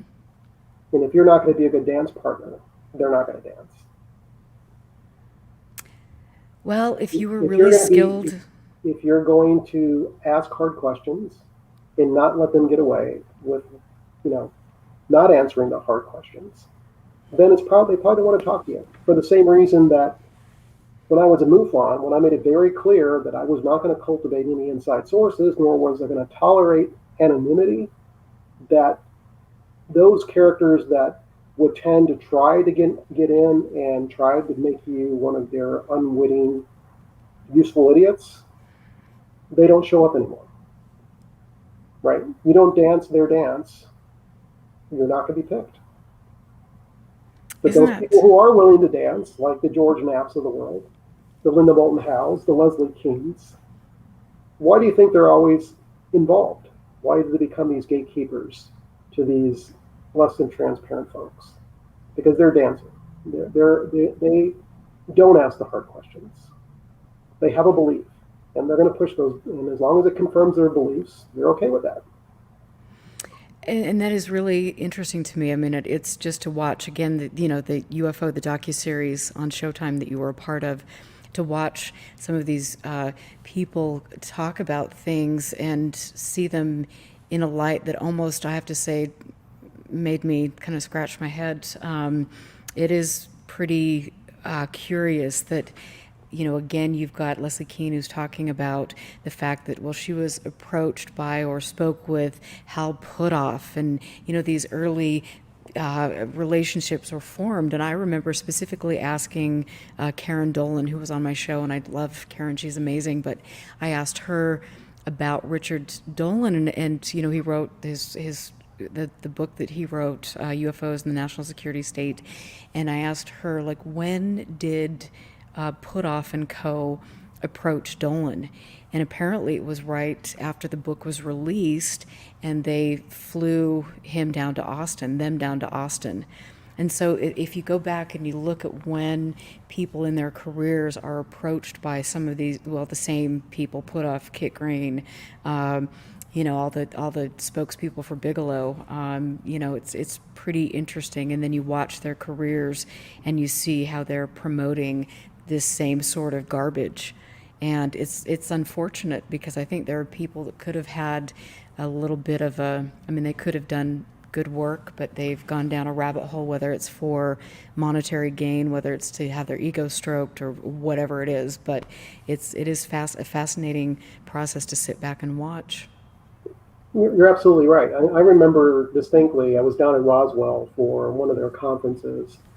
Don't remember the year, but it was interesting because I had met up with Nick Pope down there, and Nick Pope is one of these guys who's the talking head on most major UFO documentaries, and he gets on Tucker Carlson and a lot of these news shows, and he asked me for a ride back to the Albuquerque airport.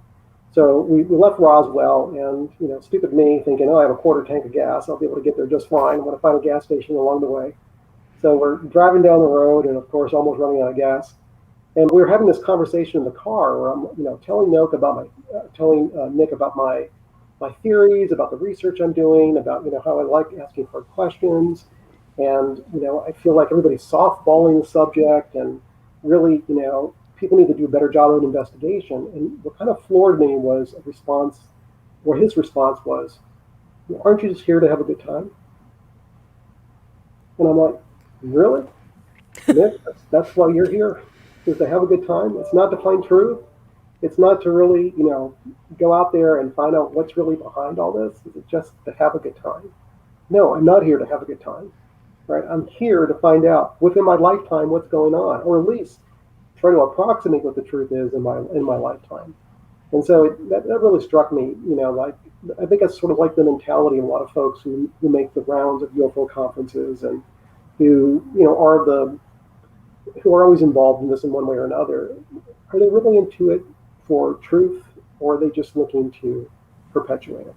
Well, and it's a social network. It is. Yeah. And I think it's, you're going to conferences and you're seeing your friends. And I have to say that I loved going to conferences and hanging out with some of the people that I hung out with. I hung out with Robert Schaefer a lot, if that says anything. But it's just, there are some great people.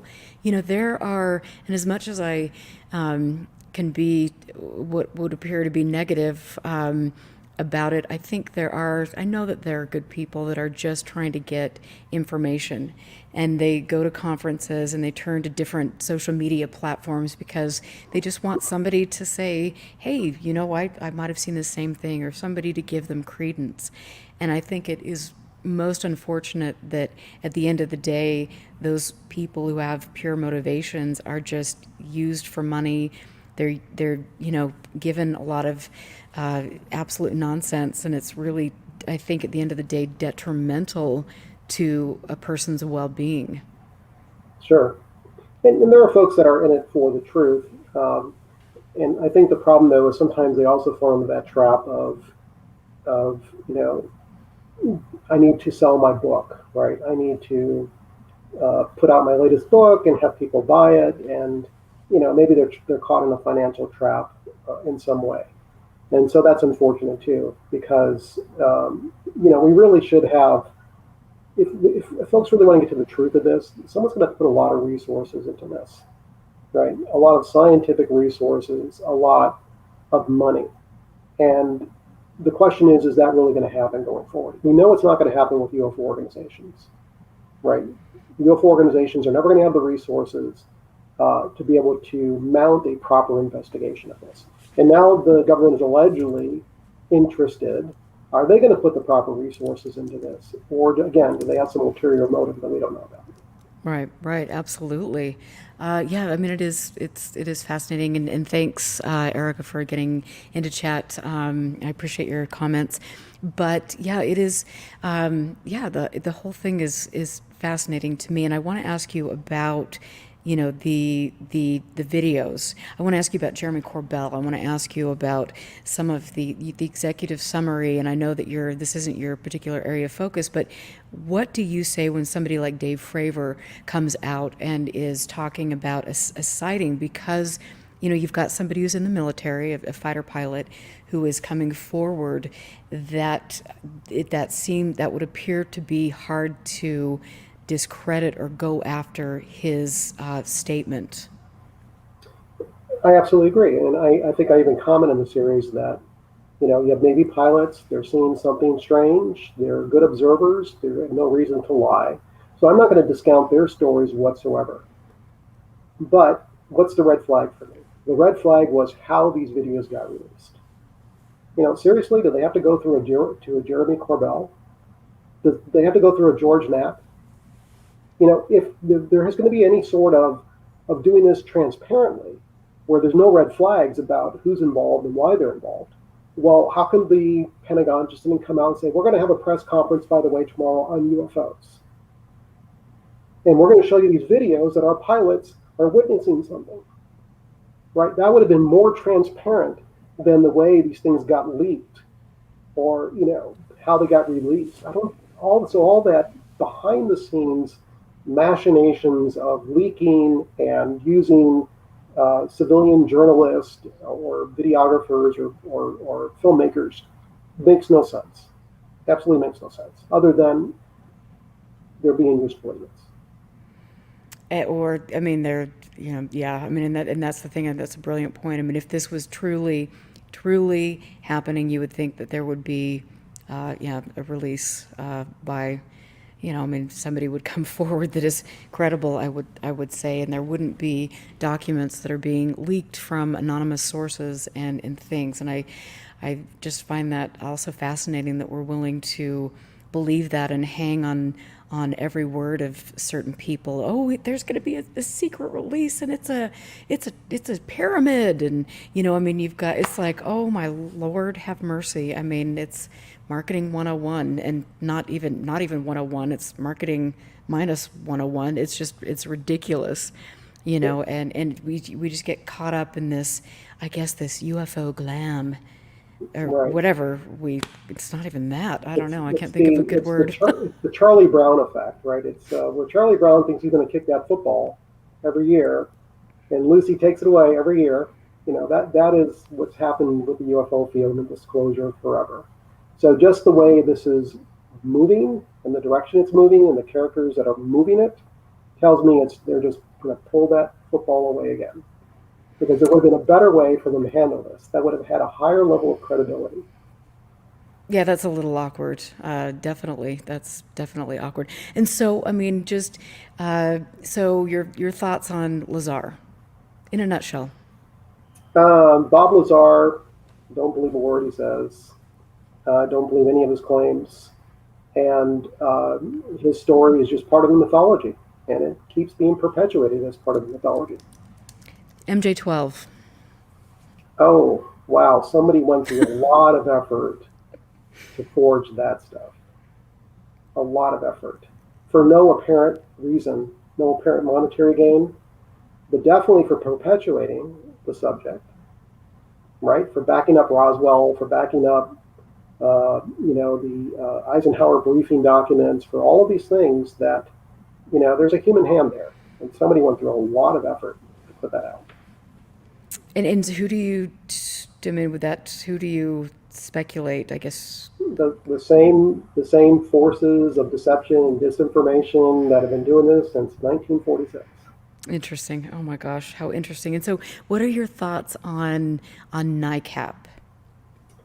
NICAP's very interesting. I always knew that there were government folks, related folks that were on the NICAP board, But I just read a book that Jack Brewer is putting out, which is a fascinating book because he goes into so much detail and has so much documentary evidence that shows NICAP almost to have been a creation of the CIA. And what folks that are on there that show up in my research, I mean, there are two folks that stick out in particular. One is Roscoe Hillenkotter, who was the first director of the CIA, showing up on the board of NICAP. And the other one was General Albert Wedemeyer, who actually took over as the chief deception officer post World War II after the Roswell incident. So you have two key characters like that show up on the board, and I thought, okay, that's really strange. But in Jack Brewer's book, he goes into a lot of detail about a lot of the other people that showed up that also had CIA connections. And so there's, if you have to look back at the history of NICAP and you think that was just a civilian effort to prove UFOs, I think you'd have to read Jack's book and say, no, there's something else going on there that had that where the CIA was leading this effort. And I absolutely agree, and I can't wait to have Jack on again. I really enjoyed talking with him, and I have a lot of respect for him. I'm excited about his new book. But I mean, what at APRO? What did you think of APRO? APRO a little bit different. The Lorenzens started APRO. They sort of ran it, in their way, and I don't know if there was any government involvement with APRO. I haven't researched enough about APRO. I'm a little concerned that their files disappeared and were never found. There's probably a lot of interesting UFO data in there. Right, and they're allegedly in Arizona, right? So, allegedly in a warehouse somewhere in Arizona. Huh, interesting. And I seem to recall, and I'll have to get somebody had said, and I'm not sure if it was on one of my shows, but that Jacques Vallée had been to see the files on numerous occasions. So I'll have to dig into that a little bit more. I think that would be interesting to find out again. But yeah, where did the files go? And what do you think now about what's happening with collecting data? I had an opportunity where I was going to get the Elaine Douglas files, which would have been, and Elaine Douglas, for those of you who don't know, was the state director for Utah MUFON, a very controversial, spicy woman in the subject, and she was digging into Bigelow and MUFON and business practices. And the day before I was set, and I'd made a lot of preparations to travel out to Oklahoma, I received a message from the woman who was playing games with the Elaine Douglas files, apparently, and she told me that Jan Harzan had stepped in to get the files, and now they're sitting in the basement in Irvine and on their way to Lord knows where after the whole Jan Harzan scandal. But I mean, what do you think now about certain groups and their need to sweep up data? And is there something nefarious going on, or is this just about ego? Who's got bigger files? Is it about suppressing information and potentially rewriting the history of the subject? I mean, what are your thoughts on that? Well, it's interesting that you asked that question because MUFON was always accused of being in the black hole of ufology, right? Data goes in, nothing comes out. And when I became international director, my priority was to reverse that. So one of the first things I did was I had previously created what was called the Pandora Project, which was to take all of MUFON's paper files and to digitize them. So we sent them off and we had them scanned and put into searchable PDF format. And then I turned around and distributed to all of the states their files.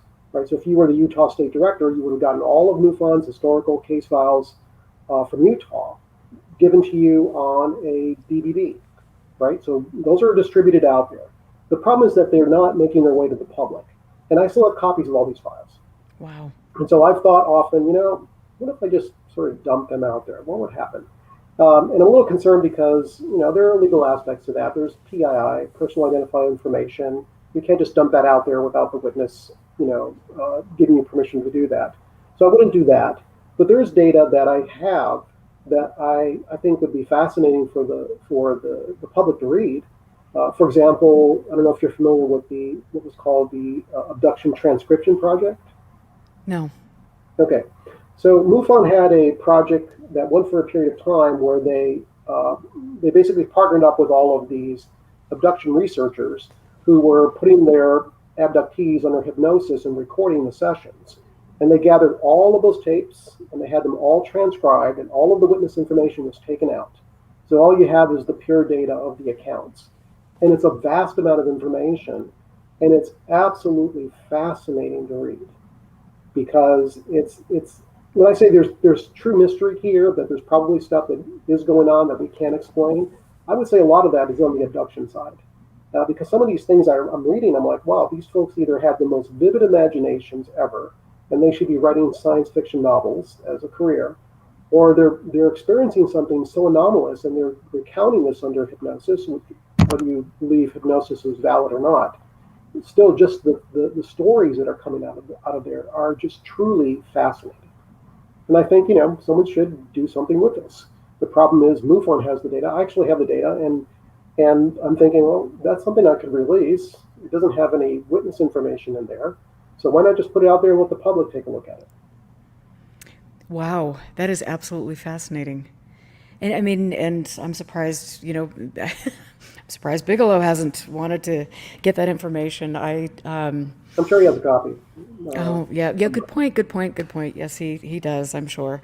But I mean, at the end of the day, do you think there could be a continuation of, let's say, MK Ultra with some of this stuff? I mean, we know, and I've mentioned this on my show multiple times, but you look at somebody like Hal Puthoff, who back at Stanford had his initial batch of funding given to him through Sidney Gottlieb, and you have to sit back and say, well, wait a minute, I think there's something a little bit questionable about that. I mean, could there be something that dark that could be taking place? Or is that just a Absolutely. conspiracy? But No, well, it is a conspiracy because it's right. It's saying that there are these conspirators out there that are performing these nefarious deeds. So from that perspective, it is true conspiracy. But is it plausible? Is it possible? Absolutely.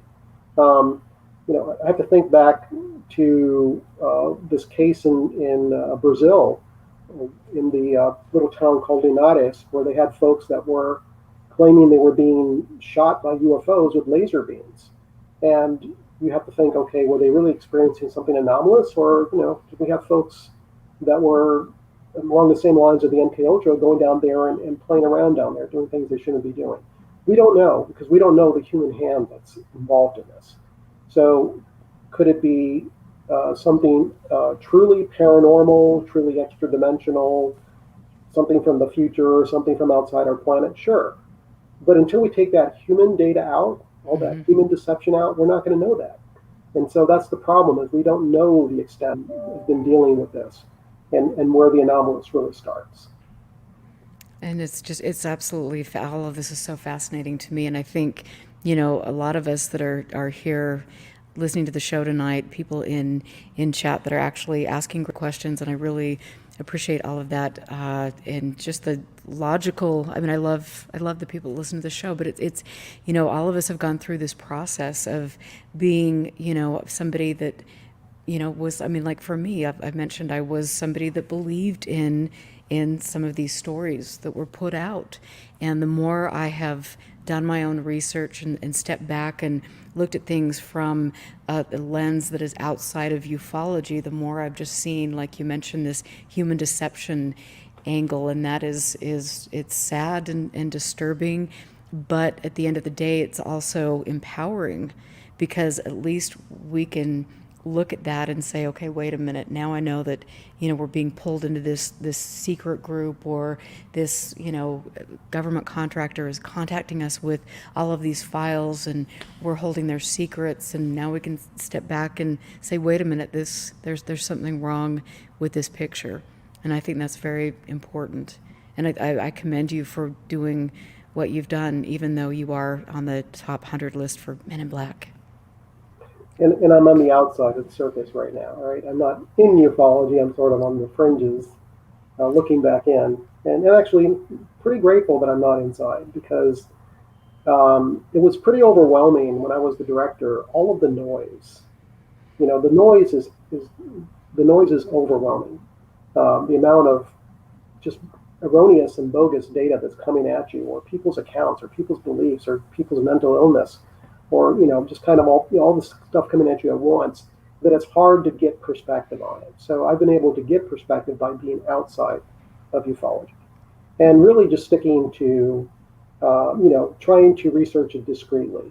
I think you have to approach the subject like archaeologists approach their work, right? They don't go to a site and put a big backhoe in and start digging up all the ground. They carefully work their way down through the layers, where each layer tells a story, right? Mm-hmm. Each layer presents a different, set of events that may have happened. And so you have to do that on a case-by-case basis as well with ufology. You have to really look at things discreetly. Because I'm not saying everything is a deception. I'm not saying everything is a government, psychological operation. But in order to be able to differentiate, you have to throw out the bad, right, before you can get to the good. Absolutely. And thank you. I knew that this was going to be an incredible interview, and I will be listening to it again and again just to pick up more from what you've said. But where can people find your work? Sure. Well, I do have a blog. It's historydeceived.blogspot.com, or you can just Google for the two books that I've written. They're freely downloadable. I don't charge for them. One is called Anachronism, and that's based on the 1946 Ghost rockets. And the other one's called The Roswell Deception, which is my research into the summer of 1947, where all this began. And they're both, incredible. I have to just say, I'm a huge fan of, not to sound, I respect your work as a colleague.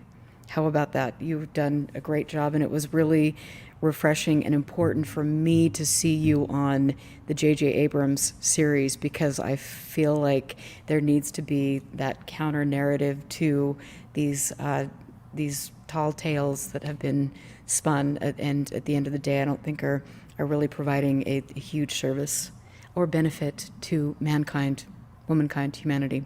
So thank you for your work. I appreciate it very much. And I want to just say thank you to all of you who get in here to chat. Thank all of you for supporting the show. You can go to UFOclassified.com to become a Patreon. And all of this goes to pay for costs for doing the radio or for doing the YouTube show, but not only that, archiving, preserving history, because I fully believe that the history is being pushed down into a dark hole so people can rewrite the history and influence a younger generation. And as far as I'm concerned, and I'm sure, James, you feel the same way, that's something that I'm not comfortable with having happen. I think it's important that a younger generation gets good information and that we're moving forward in a positive direction and not believing all of the purveyors of BS who have worked so hard and are getting ready to retire. I don't know. Anyway, that's just my thought. Well, thank you, Erica, for all that you do. Thank you. I think you really clarified that it's important that folks that are new to the field, these younger folks that are out there that are truly trying to understand, they need to have that different perspective, and you provide it. I'm hoping my research provides it, and I'm hoping that they don't get led down too many rabbit holes before they figure that out. I hope so too. Thank you. And if we keep doing this, I think that'll be very important. So thank you, James, and thank you. And stay safe. And I really appreciate you. So anyway, thanks, guys. I will be here next Friday. And if you get a moment, listen to the Stephen Greenstreet interview that I did on Wednesday. That was kind of a bit of a surprise to do it not on Friday, but I'm hoping to do more of those. So thank you very much, you guys. Have a wonderful evening. My thanks to Mario, and my best to Scott Brown. We missed you tonight.